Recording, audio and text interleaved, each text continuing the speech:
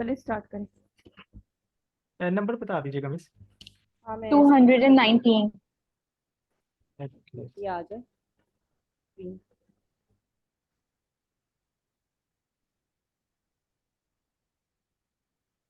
219 ये तो 200 से आगे तो मिस जिहा ने कर नहीं लिए थे। नहीं जिया ने तो 100 नहीं से मेरे 200 थे। करे थे। 200 से 300 200 से 300 मेरे थे। अच्छा अच्छा, मिस जिहा के उसके बाद से बात के थे। नहीं मिस वजिया के 100 से 200 जी से आपके 100 तक थे ना, उसके बाद मिस वजिया के थे। अच्छा 290 ये बोल रही हैं। 19 1919 एप्रोनायाजाइड। देखिए मेरा 0 मैथ ही खराब हो 1 गया। to 100 आपके थे, ठीक है 100 ठीक to है। 200 वजिया के थे, 200 to 300 इनके थे। चले 219। Okay okay. 219 is eproniazide is MAO inhibitor. Is not used contraindicated with sympathomimetic amine pseudoephedrine. एप्रोनायाजाइड एक मोनोअमाइन ऑक्सीडेज इनहिबिटर है और क्या कहते हैं ये कॉन्ट्राइंडिकेट कर रहा है विद सिम्पैथोमिमेटिक अमाइन सूडोएफेड्रिन के साथ। क्यों? क्योंकि ये हाइपरटेंसिव क्राइसिस कॉज करता है, इंक्रीज कर देता है बीपी को। 220 is mianserin is TCA tricyclic antidepressant. ये एटिपिकल एंटीडिप्रेसेंट है। ये इंक्रीज करता है 5-HT and non adrenergic neurotransmitter bye acting at blocking 5-HT2 and alpha-2 presynaptically. 221 is trazodone is antidepressant TCA with the least anticholinergic and CV cardiovascular side effect. Trazodone tricyclic antidepressant नहीं है, ये एक SARI है। Serotonin, इसको यहाँ पे correct कर लें कि ये SARI serotonin receptor antagonist and reuptake inhibitor, और ये लीस्ट एंटीकोलिनर्जिक और कार्डियोवैस्कुलर साइड इफेक्ट कॉज कर रही है। जी आगे सेरोटोनिन move करें। एगोनिस्ट है ये या SA? Serotonin receptor antagonist and Antagonist. Reuptake inhibitor. Okay. Hello, आपने क्या बोला था? जी। ट्राजोडीन जो है ना एक SSRI है। SSRI नहीं, SARI serotonin receptor antagonist antagonist reuptake inhibitor and reuptake ठीक है। इनहिबिटर। SNRI ये ट्राजोडोन की बात हो रही है। SNRI है ट्राजोडोन या SSRI है?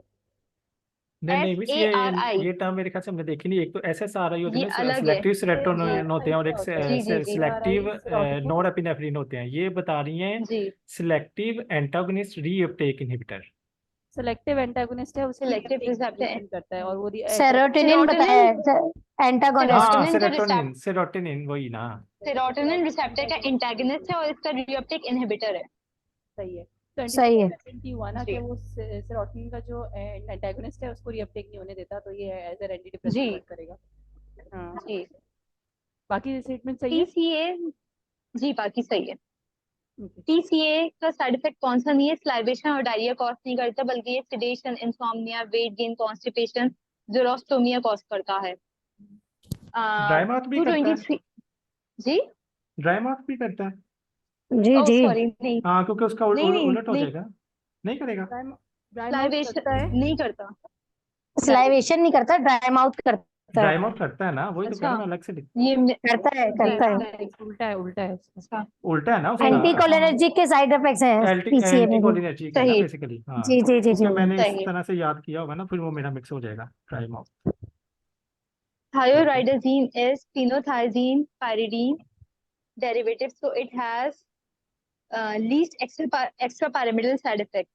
Thioridazine इससे हम ट्रेमर्स, मसल स्टिफनेस और स्लो बॉडी मूवमेंट में हम यूज कर रहे होते हैं, और नहीं ये कॉज करवाता है extra pyramidal side effects. Extra pyramidal के सिम्टम्स क्या होते हैं? ट्रेमर्स, मसल स्टिफनेस और स्लो बॉडी मूवमेंट। ये कम करवाता है, मतलब बहुत कम करवाता है।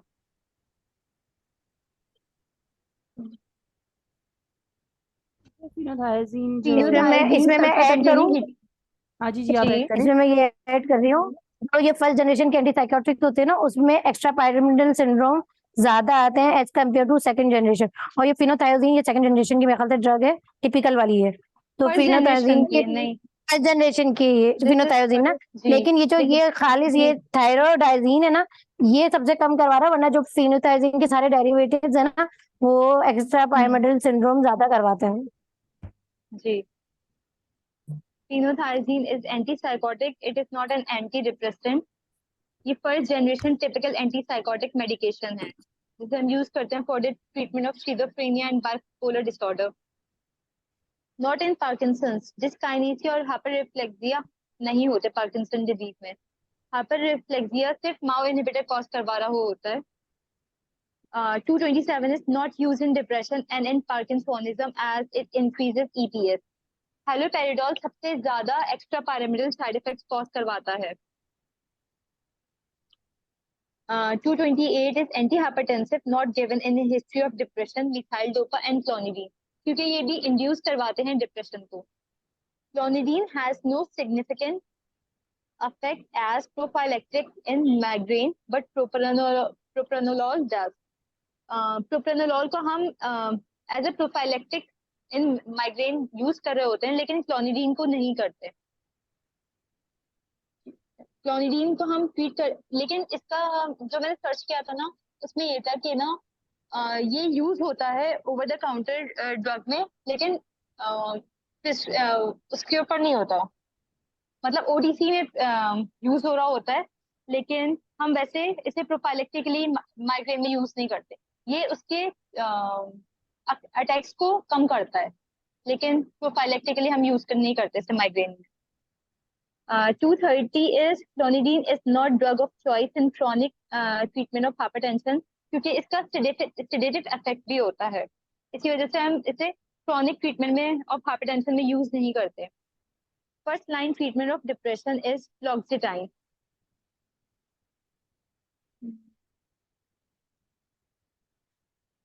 फर्स्ट लाइन ट्रीटमेंट वो डिप्रेशन का फ्लॉक्सीटाइन जो कि SSRI है। सेकेंड लाइन ट्रीटमेंट ऑफ साइकोसिस इज क्लोनाजिपाइन। क्लोनाजिपाइन की क्लास है first generation atypical antipsychotic. Second generation, second line second generation के एक्यूट ये सेकंड मैनेजमेंट जनरेशन ऑफ की है। एंजाइटी।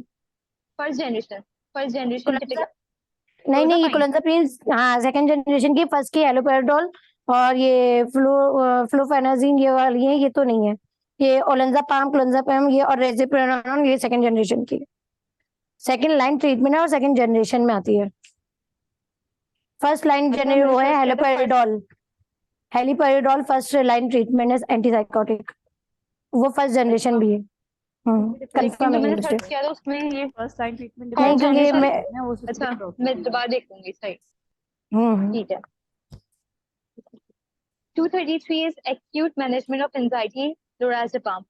इसमें हम एंजाइटी में हम बेंजोडाइजेपिन दे रहे हैं, lorazepam।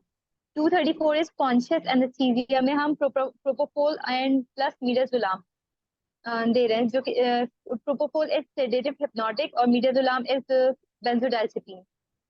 कॉन्शियस एनेस्थीसिया हम जो माइनर प्रोसीजर्स होते हैं उसके अंदर हम यूज कर रहे होते हैं, जो मैंने और कहते हैं प्रोसीजर्स में हम इसे यूज करते हैं। ऑक्सीब्यूटानिन ओवर एक्टिव ब्लैडर में हम यूज कर रहे होते हैं। ये एक एंटीकोलिनर्जिक ड्रग है, ये फ्रीक्वेंट यूरिनेशन को मतलब रोकता है। 236 is albumin। 236 is albumin increase in hyperthyroidism and decrease in cystic fibrosis। ये एक्चुअली ये यहाँ पे एल्ब्यूमिन डिक्रीज हो रहा है हाइपरथायरॉइडिज्म में और डिक्रीज हो रहा है सिस्टिक फिब्रोसिस के अंदर।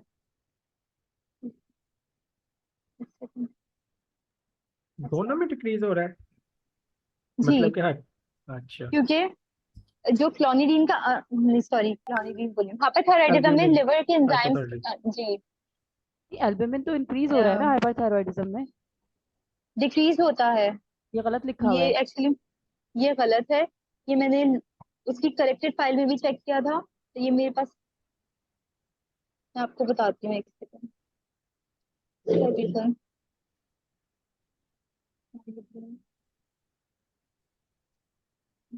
असल में हाइपरथायरॉइडिज्म में हाँ जी करेक्शन की हुई है, एल्ब्यूमिन डिक्रीज हो रहा है इन ये हाइपोथायरॉयडिज्म डिक्रीज एंड होता है डिक्रीज जी। In cystic.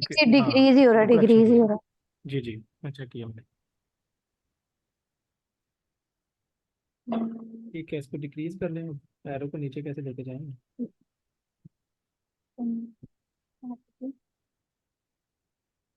एल्बम में हाँ डिक्रीज होता है हाइपोथायराइडिज्म और डिक्रीज हो रहा है। ये एक्चुअली मैंने लिखा था, ये अभी मुझे मिल नहीं रहा। मैं आपकी इसको ये ग्रुप पे शेयर करती हूँ, इसकी एक्सप्लेनेशन में रिकॉर्डिंग करके। Change in ion causes hyperkalaemia in cancer cells. ये इसके अंदर ये लिखा है कि ये डायरेक्टली हाइपरकैलेमिया कॉज नहीं करती, बल्कि इसका ट्रीटमेंट कॉज करता है hyperkalaemia. Lice eggs nits are about 6 mm from shaft. ये हम पहले पढ़ चुके हैं कि हेड से 6 mm 6 मिलीमीटर टू दूर मतलब 237 समझ नहीं आया। चेंज इन आयन ऊपर से कॉजेस हाइपरकैलेमिया इन कैंसर सेल्स। ये जो कैंसर का ट्रीटमेंट होता है ना, उसकी वजह से हाइपरकैलेमिया कॉज होता है। ये डायरेक्टली नहीं होता। अच्छा ठीक है। कैंसर सेल्स के अंदर हाइपरकैलेमिया कॉज करता है उसका ट्रीटमेंट, नॉट डायरेक्टली। चेंज सही इन सही। आयन, हम उसकी आयंस को चेंज करते हैं। ट्रीट कर रहे होते हैं तो आयन चेंज होते हैं, तो इस वजह से। ट्रीटमेंट में हाइपरकैलेमिया हो जाता है ना, ट्रीटमेंट में, जी। During treatment. ठीक है ठीक है ठीक है। ठीक है। Lice eggs nits about 6 mm from shaft. 239 is head lice. Nits are about 6 mm from head, might be invisible. ये invisible होते हैं। 240 is eggs are gray white, size are about 2 to 3 mm the length and do not have wings. 241 is insecticide kills lice and eggs. OTC क्या है? Pyrethrin और permethrin लाइस के लिए। Insecticide करता है कि ये हमने प्रोडक्शन की थी शायद, कि नहीं करता? ये करता है ये मैंने भी सर्च किया था। ये मैंने ही करता है? पढ़ाया था लाइस ये को वाला पॉइंट। निट्स को नहीं करता। करता है, निट्स पायरेथ्रिन परमेथ्रिन करता है। ये मैंने ही पढ़ाया था बट वो इंसेक्टिसाइड नहीं है ना, प्रोमेथ्रिन इंसेक्टिसाइड नहीं है। एंटी एलिमेंट वो है ना, एंटी एलिमेंटिक इंसेक्टिसाइड है। में से इसको कंफर्म कर लिए, क्योंकि इंसेक्टिसाइड मैंने कहीं पढ़ा था कि ये नहीं करते। ये मैंने भी सर्च किया था तो नहीं करता। निट्स को नहीं करता, लाइस को कर देता है। अच्छा, परमेथ्रिन और पायरेथ्रिन तो एक्स करता है इनहिबिट। लेकिन वो एंटी एलिमेंट वो है ना, लेकिन अगर क्या बोलते हैं? Anti anthelmintic. हाँ वो है ये, एंटी एलिमेंटिक क्या, एंटी हाँ, वो तो पिन इंसेक्टिसाइड बाउंस के नहीं है। नहीं नहीं, वो और चीज है, परमेथ्रिन एंटी एंथलमेंटिक नहीं है। फिर पैथिमिडिन। इसको मार्क कर लेते हैं। ये मैंने ये ग्रुप में पेस्टिसाइड है। किया था, तो उन्होंने इट ऐसे इज अ बोला हाँ था, पैसे। पेस्टिसाइड। तो उन्होंने बताया था पायरेथ्रिन कि इज अ पेस्टिसाइड। हेलो। हाँ, ओके मतलब ठीक है पेस्टिसाइड ठीक है। एक ही चीज होती है तकरीबन।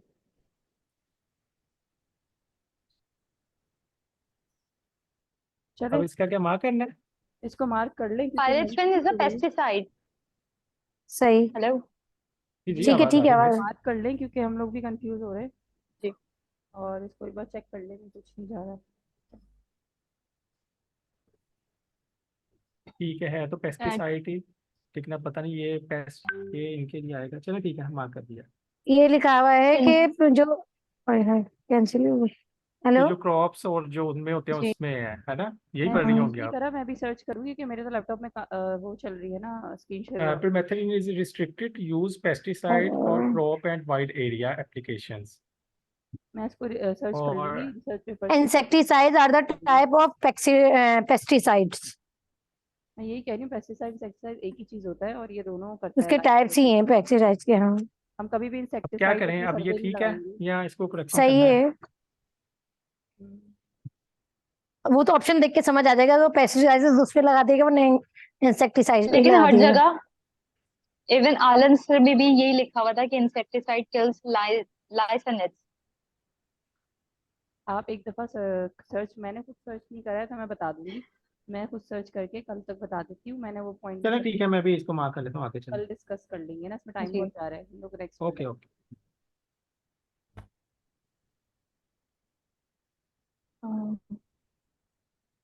शिंजल्स हर्पीज जूस्टर ये कॉज होता है बाय वर्टिकुलर जूस्टर वायरस, और इसके अंदर इन्वॉल्व होता है dorsal root ganglia and characterized by vesicular eruption.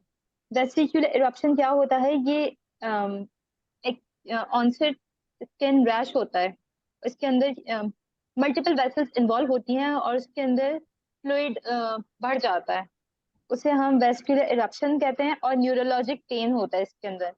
In the dermatome of the affected root ganglia, dermatome means areas of the skin on your body that rely on a specific nerve connection on your spine. It appears after 72 hours. ये 72 hours के बाद appear होता है और इसके अंदर हम ganciclovir नहीं देते. Doctors want 244 is doctors want to start valacyclovir for shingles. इसे हम start करवाते हैं within 72 hours और 7 days के लिए हम देते हैं. 245 is capsaicin can be used in relieving pain for herpes zoster virus. Capsaicin एक potent pain relieving है जिसे हम use करते हैं for herpes zoster. Shingles, what is true about it? ये nerve damage cause करता है. 247 is tidal volume की definition है कि amount of air in or out of the lung in each respiratory cycle during normal respiration. इसे हम tidal volume कहते हैं. 248 is डॉक्साप्राम इंक्रीज कर रहा है rate and depth of respiration और ये टाइडल वॉल्यूम को भी इंक्रीज करवाता है. डॉक्साप्राम इज एन एंटी एपिलेप्टिक, ये स्टिमुलेट करवाता है सीएनएस को और इसे हम यूज करते हैं to treat slow and shallow breathing in COPD patient. Stimulate कराता है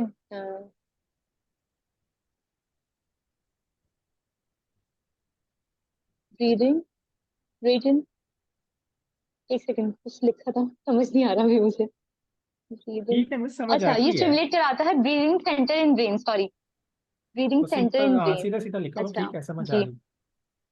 249 is total capacity volume और greatest lung capacity. It is the vital capacity. Vital capacity क्या होती है कि एक इंसान कितना maximum amount of air inhale कर लेगा उसे हम वाइटल कैपेसिटी कहते हैं और ये इसको हम रेस्पिरेटरी वॉल्यूम भी कहते हैं. Respiration of the cell mitochondria में होता है और जबकि मेटाबॉलिज्म जो होती है वो माइक्रोसोम में होती है. Ribosome attach to ER. Phenformin and metformin biguanide can be used with sulfonylurea. ये कॉम्बिनेशन में हम यूज कर रहे होते हैं. और insulin does not decrease synthesis of triglyceride, बल्कि ये ग्लूकोज के लेवल को कम करती है, ट्राइग्लिसराइड के लेवल को कम नहीं करती. Regular insulin is the only insulin taken IV. Regular insulin को ही हम आईवी लेते हैं. Is the only insulin which is taken IV. Insulin lente 70% ultra lente crystalline और 30% सेमी लेंचे एमोर्फस. ये मुझे थोड़ा समझ नहीं आता, ये आई गेस उसकी फॉर्मुलेशन बताइए. डोसेज फॉर्म बताइए. 254 में लाइन फॉर्म में होता है 70% और जी 30% एमोर्फस में होता है पाउडर फॉर्म में. जी. Insulin secretion decrease potassium level in the blood. Insulin leads to a dose dependent decline in the ये serum मिस कॉम्बिनेशन है potassium ना, level. ये मैं बताता हूँ. मैंने अभी देखा है. ये इंसुलिन 70-30 जो आती भी है ना मार्केट में, ह्यूमलिन 70-30, तो वो उसकी अमाउंट लिखी होती है कि वो ह्यूमलिन जो है ना उसमें दो बायोलॉजिकल ओरिजिन होती है ना, एक का 70% होता है, दूसरे का 30% होता है. तो ये वो उसकी फॉर्मुलेशन बताई गई है, कॉम्बिनेशन में आती है ह्यूमलिन 70-30 के नाम से. ये वायल भी होती है, इसकी कार्ट्रिजेस भी होती हैं. ठीक है, आगे चलें. Insulin secretion decrease potassium level in the blood. Insulin ना डोज डिपेंडेंट डिक्लाइन कर देता है पोटेशियम लेवल को. Insulin most hypoglycaemic then, insulin ज्यादा हाइपोग्लाइसेमिक इफेक्ट कॉज करती है rather than sulphonylurea. Major control of insulin release blood glucose level. Insulin की release को ब्लड ग्लूकोज लेवल कंट्रोल कर रहा होता है. Therapy that causes diabetes insipidus is the lithium therapy which is causing this. 268 medium to long term monitoring of diabetes is glycated hemoglobin HbA1c. HbA1c is the test which we are doing to detect कि किसी patient को diabetes है कि नहीं है. ये 3 मतलब ये आपके शुगर के लेवल को मतलब पास्ट 3 मंथ्स तक वो करती है, मॉनिटर करती है. उसकी अगर आपकी रेंज होगी 6 to 10, तो इसका मतलब है आप डायबिटिक पेशेंट हो। उसकी रेंजेस होती हैं। In type 2 diabetes, which is correct, patient reserve insulin secretion by beta cell. इसके टाइप 2 डायबिटीज क्या होती है कि हमारी जो बॉडी है वो इनफ ये इंसुलिन आपने प्रोड्यूस नहीं कर रही होती। HbA1c के बारे में जो बताया है, ये हम लोग टेस्ट ड्यूरिंग डायबिटीज की जो मैनेजमेंट होती है उसके दौरान करते हैं, हीमोग्लोबिन नहीं, लेवल इसमें चेक कोई भी ये करवा हम नहीं, सकता है। नहीं। जो इंडिविजुअली भी करते HbA1c हैं है जी। जो ना टेस्ट मैं बताता हूँ इसका, मैं बताता हूँ। ये टेस्ट करवाते हैं, ये जो आपकी प्रीवियस 3 मंथ्स की हिस्ट्री होती है ना, आपके ब्लड ग्लूकोज लेवल जो होता है वो उसको वो देखने के लिए, मतलब अब कोई भी पेशेंट आया तो वो अगर आप सस्पिशियस आप लग रहा है कि ये डायबिटिक है या हो रहा है या प्री डायबिटिक है या जो भी है, तो उसको मॉनिटर करने के लिए, बस देखने के लिए कि आया कि ये है या नहीं, तो ये टेस्ट का नाम है HbA1c। 3 मंथ्स का रिकॉर्ड निकल आता है, प्रीवियस 3 मंथ्स का। ठीक है। और इसकी वैल्यू से डिटेक्ट कर सकते हैं हाँ, हम वैल्यू उसकी कि वो डिफरेंट बंदा वैल्यूज होती है डायबिटिक ना। है कि हाँ, हम्म। In type 2 diabetes, which is correct, patient reserve insulin secretion by beta cells. उसके अंदर ये होता है कि हमारी बॉडी ने इनफ इंसुलिन प्रोड्यूस नहीं कर रही होती। ये प्रोड्यूस कर रही होती है लेकिन इतनी नहीं कर रही होती, हमारी बॉडी की रिक्वायरमेंट को पूरी नहीं करती। इसी वजह से हम इस पे ना ओरल हाइपोग्लाइसेमिक एजेंट्स यूज कर रहे होते हैं। और क्या कहते हैं, इसका मतलब ये है कि जो हमारे इंसुलिन पेनक्रियास में जो बीटा इंडिपेंडेंट है सेल्स ना, होते हैं इंसुलिन पे वो डिपेंड नहीं करेगा ना, मतलब कि बन रही है लेकिन थोड़ी बन रही है जी बस। जी, जो पेनक्रियास के बीटा सेल्स होते हैं वो इनफ इंसुलिन प्रोड्यूस नहीं कर सकते। 262 इज सिम्टम्स ऑफ हाइपोग्लाइसीमिया। ये सिम्टम्स है डिसओरिएंटेशन हो जाता है, स्वेटिंग, वीकनेस। लिखा हुआ patient reserve insulin secretion by beta cell, इसमें तो कुछ और ही लिखा हुआ है इन्होंने, ये नहीं लिखा ये हुआ। स्टेटमेंट की समझ मुझे भी नहीं आई, क्योंकि ये तो टाइप 2 स्टेटमेंट जो होती बहुत है अजीब इंसुलिन सा लिखा है। इंडिपेंडेंट होती है। वो इंसुलिन पे डिपेंड मतलब कि नहीं कर रहा होता, जैसे कि टाइप इंसुलिन 1 की में होता वजह है ना से कि नहीं होती आपको डायबिटीज, आप बाहर ये से कहना इंसुलिन चाह रहे देना हैं? पड़ती है। या तो इंसुलिन ये इसका मतलब ये है कि पेशेंट रिजर्व कराए insulin secretion by beta sales हैं। है क्योंकि प्रोड्यूस नहीं कर पा रहा ना बीटा जितनी सेल जो है वो रिक्वायर्ड है, प्रोड्यूस हाँ ये बोलना चाह रहे हैं। जितनी रिक्वायर्ड है ना ये वो प्रोड्यूस नहीं। रिक्वायर्ड इंसुलिन ये तो ये होगा produce, patient produce insulin insulin की कमी की वजह से होती है ये। रिड्यूस हो जाएगा। Patient reduce insulin secretion by beta cells, ये हो सकता है, रिड्यूस हो सकता है मे बी कि beta cell is patient not producing reduce करे। रिक्वायर्ड इंसुलिन, ये हो सकता अच्छा, मैं बताऊं कुछ? मैं कुछ बताऊं? जी beta cell in the pancreas initially produce insulin. ठीक है, पहले क्या हो गया, पेनक्रियाज करता है बीटा इनिशियली इंसुलिन को रिलीज करता है। ठीक है, फिर क्या होता है, ग्रेजुअली इसकी एबिलिटी ना कम होना शुरू हो जाती है। हम जैसे जैसे टाइम जाता जाता है ना, जैसे डायबिटिक हो रहा है तो इनसुफिशिएंट इंसुलिन रिलीज हो रहा है, जिसकी वजह से क्या हो रहा है, जो रिड्यूस इंसुलिन है ना वो रिजर्व होते जाते हैं। This decline in insulin secretion is often due to insulin resistance. नहीं आया अभी या भी। वो इंडिकेट करना शुरू कर देता है एक्सप्लेन कि कर इतनी दो। अब इंसुलिन नहीं आ रही, तो वो रिजर्व हाँ, करना शुरू कर देगी बॉडी। रिजर्व करना शुरू कर देता है और ज्यादा शो करता है कि डेफिशिएंसी हो गई है इंसुलिन की, रिजर्व रिलीज नहीं करता। सिक्रीट करना चाहिए ना, मतलब बनाता जा रहा है और अंदर रिजर्व करता जा रहा है, कम बन रही है ना, कम बन रही है क्योंकि जो जो इनिशियली। रिक्वायर्ड है ना वो नहीं हो रहा ना, कम बन रही है, तो वो जब उसको तक मतलब उस पेनक्रियाज का जो बीटा सेल है वो बना ही कम रहे हैं, अच्छा, उसकी एबिलिटी खत्म वो होती बॉडी जा रही है कि रिजर्व वो कर रही सिक्रीट है। करे। तो बॉडी रिजर्व करना शुरू कर दिया है उसने इंसुलिन को। कि वो सिक्रीट ना हो ताकि ज्यादा से ज्यादा आपके पास आ जाए, भले से ग्लूकोज लेवल बढ़ रहे हो। ये तो में से एक ऑप्शन जिसकी लिखा वजह हुआ है से ना, शायद इसके अगेंस्ट जो ऑप्शंस हो वो बिल्कुल ही वो और हो तो हमें समझ आ जाएगा। हाँ तो इस वजह से ये क्लियर ऑप्शन है ना, इस वजह से हमें परेशानी हो रही है। चलो ठीक है, वैसे समझ तो आ जी। गया, आगे ठीक है, चलें। ठीक। Symptoms of 262 is symptoms of hypoglycemia. Disorientation, sweating, weakness होती है। There is no acetone smell on breath. No और 260 263 is diabetic ketoacidosis. क्या होता है, यहाँ पे कीटोन बॉडी की प्रोडक्शन हो जाती है और ब्रेकडाउन ऑफ फैट इंक्रीज होता है, जिसका जो प्रोडक्ट होता है वो कीटोन होता है, वो एक्यूमुलेट होने लगता है बॉडी के अंदर, जिसकी वजह से डायबिटिक कीटोएसिडोसिस हो जाता है। 264 is which of the following is not important factor in diagnosing diabetes insipidus? High vasopressin after thirst test. ये एक्चुअली मुझसे मिस हो गया है।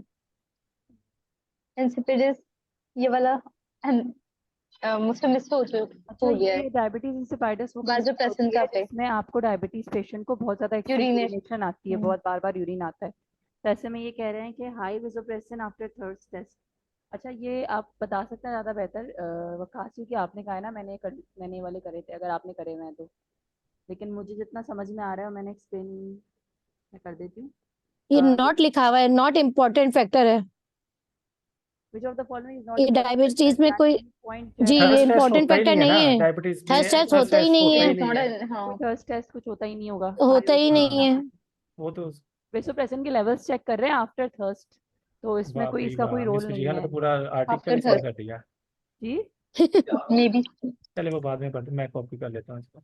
हाँ, वो भी समझने के लिए नहीं, ये पॉइंट भी तो समझना जरूरी है कि क्या पॉइंट है जो फैक्टर नहीं है इन्वॉल्व है डायग्नोसिस के लिए। कि हाई वेसोप्रेसिन लेवल्स मतलब थर्स्ट के बाद, आप थर्स्ट टेस्ट के बाद आके वेसोप्रेसिन लेवल हाई हो रहे हैं, तो ऐसा कुछ भी नहीं है।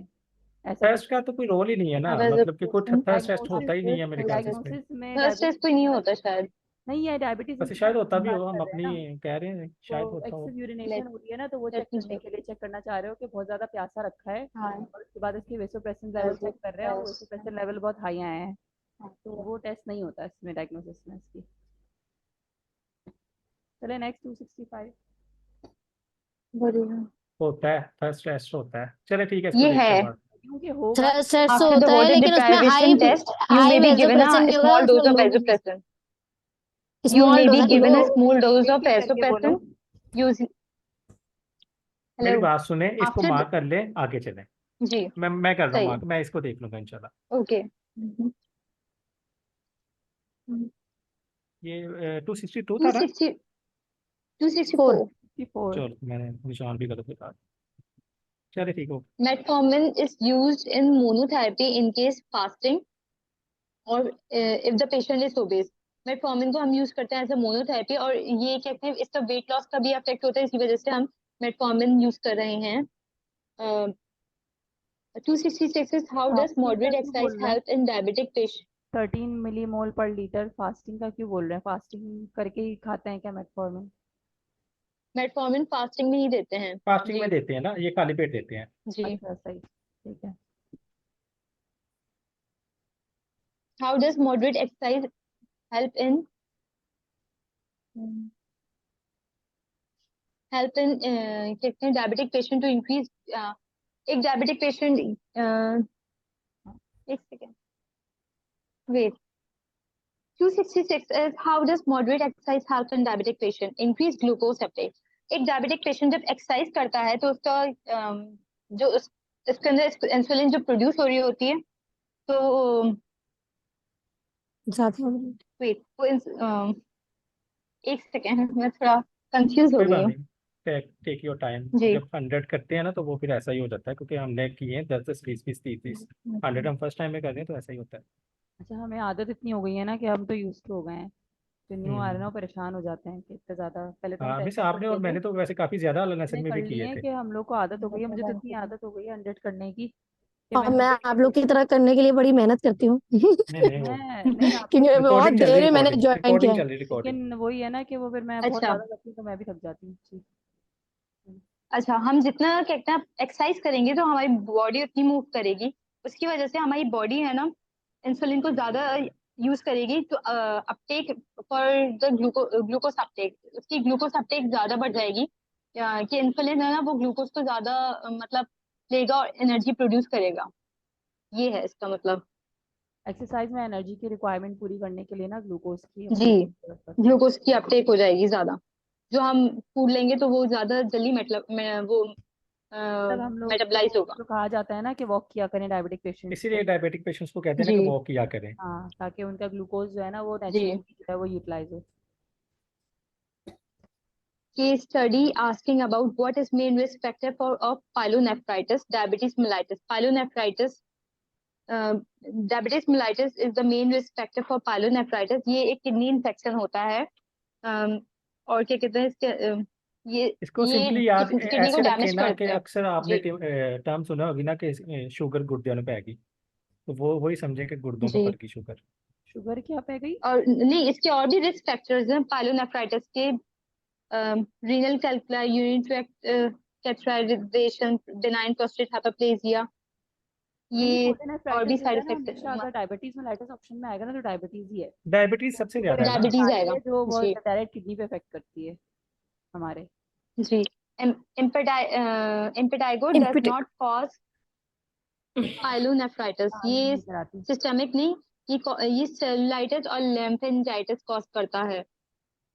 इसका ये pyelonephritis is a systemic infection. So 269 is cisplatin causes glomerulonephritis. cisplatin nephrotoxicity cause करता है जिसकी वजह से ग्लोमेरुलोनेफ्राइटिस हो जाता है। ये एक cisplatin एक एंटी कैंसर ड्रग है जो कि यूज करते हैं हम टू ट्रीट कैंसर, और इसकी वजह से इसका साइड इफेक्ट है ये किडनी को अफेक्ट करता है, इसी वजह से ग्लोमेरुलोनेफ्राइटिस हो जाता है। 270 is bisphosphonate alendronate is not causing hyperglycemia. बिस्फॉस्फोनेट ना हाइपरग्लाइसीमिया कॉज करता है ना हाइपोग्लाइसीमिया। बेसिकली ये मतलब ये इसे हम ऑस्टियोपोरोसिस में यूज कर रहे होते हैं। ये बोन की बोन ब्रेक डाउन और इंक्रीज करता है बोन की डेंसिटी थिकनेस को, ये प्रिवेंट कर रहा होता है बोन ब्रेक डाउन को, इसी वजह से हम इसे ऑस्टियोपोरोसिस में यूज कर रहे हैं। और इसका मतलब ये ना हाइपरग्लाइसीमिया कॉज कर रहा है ना हाइपोग्लाइसीमिया कॉज कर रहा है। मिस एक मिनट रह 272 गया, is तो आप जी नेक्स्ट मीटिंग आप ही स्टार्ट करेंगी ना। मैं करूंगी जी जी क्योंकि मैं चाह रही हूँ फिर मैं रिकॉर्डिंग भी कर लूँ, साथ साथ सहर भी आ गई है नेक्स्ट मीटिंग में, फिर वो उनको भी ले लेंगे। ओके मेरे ओके भी 30 रह गए हैं MCQs। 2 चलो अब एक काम करते हैं, 272 is एंड which कर दें ताकि मैं कर लूँ, ये उसकी बात बीच में कट जाएगी। okay चलो बात ठीक, को एंड कर देंगे ना, मैं कर दूं एंड मीटिंग। कि आप एंड कर दें। ओके।